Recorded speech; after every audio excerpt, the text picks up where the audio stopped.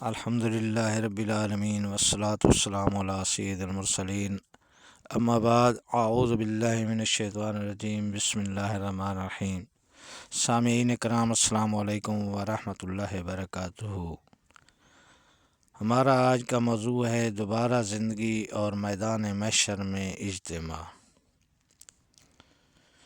جب دوسری مرتبہ سور پھونکا جائے گا جس کی وجہ سے تمام مردے زندہ ہو اٹھیں گے اور بے اختیار میدان محشر کی طرف چل پڑیں گے۔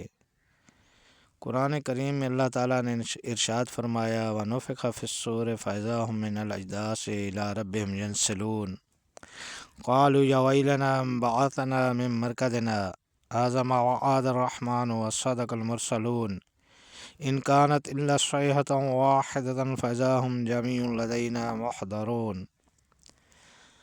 اور پھونکی جاوے سور، پھر تبھی وہ قبروں سے اپنے رب کی طرف پھیل پڑیں گے، کہیں گے اے خرابی ہماری، کس نے اٹھا دیا ہم کو ہماری نیند کی جگہ سے؟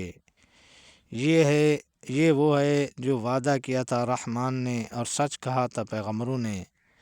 بس ایک چنگھاڑ ہوگی، پھر اسی دم وہ سارے ہمارے پاس پکڑے چلے آئیں گے، اور اس دن سب سے پہلے ہمارے آقا جناب رسول اللہ صلی اللہ علیہ وسلم تشریف لائیں گے۔ آپ فرماتے ہیں فَإِنَّ النَّاسَ يَصْعَقُونَ يَوْمَ الْقِيَامَةِ فَأَكُونُ أَوَّلَ مَنْ يُفِيقُ فَإِذَا مُوسَىٰ بَاطِشٌ بجانب العرش فلا أدري أكان موسى في من صعق وأفاق قبلي أو كان ممن استنى الله عز وجل۔ یعنی لوگ قیامت کے دن بے ہوش ہوں گے، پھر میں سب سے پہلے ہوش میں آؤں گا تو میں دیکھوں گا کہ موسیٰ علیہ السلام عرش کا ایک کونا پکڑے کھڑے ہیں۔ پس مجھے نہیں معلوم کہ آیا حضرت موسیٰ علیہ السلام بے ہوش ہونے والوں میں تھے اور مجھ سے پہلے ہوش میں آ گئے، یا وہ ان لوگوں میں ہیں جن کو اللہ تعالیٰ نے بے ہوشی سے مستثنیٰ فرمایا۔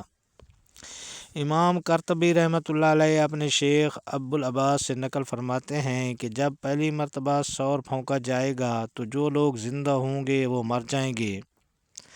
حضرات انبیاء علیہم السلام جو اگرچہ پہلے سے وفات پا چکے ہیں مگر ان کو ایک خاص برزخی زندگی حاصل ہے، تو وہ اس سور پھونکے جانے پر بے ہوش ہو جائیں گے۔ پھر جب دوسری مرتبہ سور پھونکا جائے گا تو سب سے پہلے حضور اقدس صلی اللہ علیہ وسلم غشی سے افاقہ فرمائیں گے، اور جب آپ دربار خداوندی میں پہنچیں گے تو دیکھیں گے کہ سیدنا حضرت موسیٰ علیہ السلام پہلے سے ہی عرش اعزی کا پایا پکڑے کھڑے ہیں، تو آپ کو اس بارے میں تردد ہوگا کہ آیا حضرت موسیٰ علیہ السلام کو اس موقع پر بے ہوشی سے محفوظ رکھا گیا کیونکہ وہ طور پر تجلی کے وقت دنیا میں بے ہوش ہو چکے تھے، یا یہ کہ انہیں آپ صلی اللہ علیہ وسلم سے پہلے بے ہوشی سے افاقے کی فضیلت عطا کی گئی ہے۔